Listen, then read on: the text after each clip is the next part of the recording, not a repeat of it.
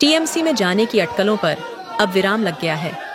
भाजपा के fire brand नेता दिलीप घोष आज साल्ट लेक स्थित बीजेपी कार्यालय पहुंचे और वो भी नए अध्यक्ष शामिक भट्टाचार्य के कार्यभार संभालने के बाद पहली बार। कार्यालय में कार्यकर्ताओं का जोश देखने लायक था।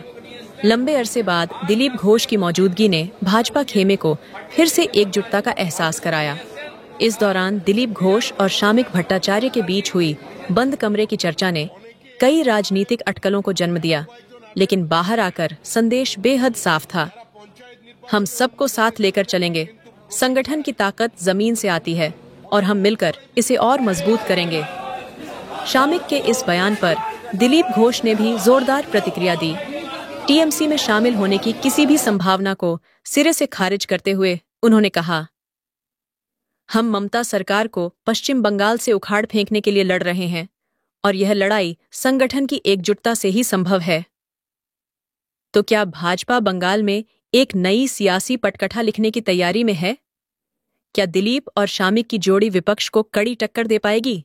आने वाले दिनों में बंगाल की राजनीति और भी दिलचस्प होने वाली है।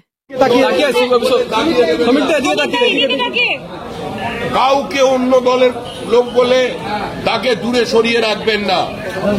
এই লড়াই পশ্চিমবঙ্গ বাঁচানোর লড়াই। এই লড়াইয়ে তৃণমূল কংগ্রেসের মধ্যেও যারা তৃণমূলের অমৃত রস পান করেনি, যারা চূড়ান্ত বিপরীত অবস্থায় থেকে মমতা বন্দ্যোপাধ্যায়ের প্রতীককে ঘাম রক্ত দিয়ে দেওয়ালে লিখে তৃণমূল কংগ্রেসকে প্রাসঙ্গিক করেছিলেন, সেই তৃণমূল স্তরের কর্মী যারা টিকিট কিনতে পারেননি তাদেরও সঙ্গে নেই। যে বামপন্থীরা এখনো রাতের অন্ধকারে ওই জন রিডের দুনিয়া কাঁপানো 10 দিন বুকে চেপে ধরে বিপ্লব আসার অপেক্ষায় শিহরিত হন, তাদেরও সঙ্গে নিন। আগে পশ্চিমবঙ্গকে বাঁচান, আগে পশ্চিমবঙ্গকে রক্ষা করুন। এটা অস্তিত্ব রক্ষার সংকট। হিন্দু বাঙালিদের জন্য শেষ নির্বাচন। জাতীয়তাবাদী মুক্তমনস্ক প্রগতিশীল মুসলমানদের জন্য এই নির্বাচন শেষ নির্বাচন। না হলে পরের নির্বাচনে যদি মমতা বন্দ্যোপাধ্যায়ের দল ঘুরে আসে, আমাদের পশ্চিমবঙ্গের বিধানসভার ভেতরের ডিজাইনটার সঙ্গে জম্মু কাশ্মীরের বিধানসভার ডিজাইনে কোনো পার্থক্য থাকবে না। তাই এই লড়াই প্রত্যেকের লড়াই। এই লড়াই কোনো নেতার লড়াই নয়। এই আলোচনা কোনো নেতায় নেতায় বিবাদ সংবাদের সংঘর্ষের নয়। আমরা সকলে এক ছিলাম, আমরা সকলে বিজেপি। আমাদের নেতা একটাই, সেই নেতা হচ্ছে পদ্মফুল। ওটাই আমাদের প্রতীক। সবাই বাঁচিয়ে আনেননি, জিন্নার মুখ থেকে পশ্চিমবঙ্গকে নিয়ে এসছেন। আজ কাশ্মীরে মোদীকে 370 পাঠিয়ে দিয়ে যে বাংলায় ভারতের সঙ্গে নিয়ে এসছেন, তার বীজারোপণ করেছিলেন শ্যামাপ্রসাদ মুখার্জি নিজের জীবন বলিদান দিয়ে। কাশ্মীরের যে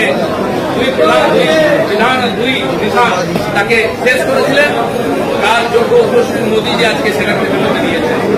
বীজ আকারে আছে এই বাংলা লড়াই দিয়েছে। দুর্ভাগ্যবশত এই বাংলায় জাতীয়তাবাদের বাংলা জাতীয়তা বিরোধী বাংলা হয়ে গেছে। এখানে সিমি জামাত আল কায়দার উগ্রপন্থীরা ঘুরে বেড়াচ্ছে, পাঞ্জাবের গ্যাংস্টার, মণিপুর মিজোরামের টেররিস্ট, সারা দুনিয়ার সমস্ত দেশ বিরোধী শক্তি এখানে মাথা জ্বালা দিচ্ছে। বর্তমান সরকারে পাড়ায় পাড়ায় খুন ধর্ষণ হচ্ছে। আগে তো টিএমসির নেতারা টাকা লুট করে দুর্নীতি করত, তারপরে দুর্নীতিগ্রস্ত নেতা হতো, তারপরে রেপিস্টরা নেতা হতো। এখন শুনছি পয়েন্ট স্টার রাউন্ড টিএমসির নেতা হয়। হয়েছে কিনা?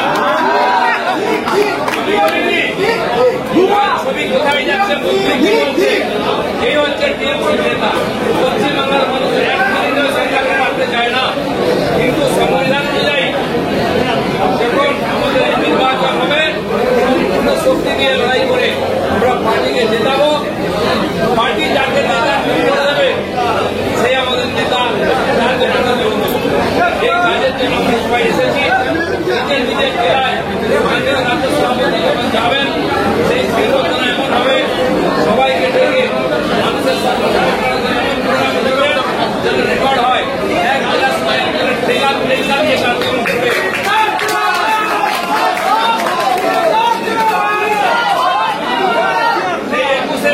উন্মাদনা যে লড়াই ছিল সেটা ফিরিয়ে আনতে হবে, তবে বাংলা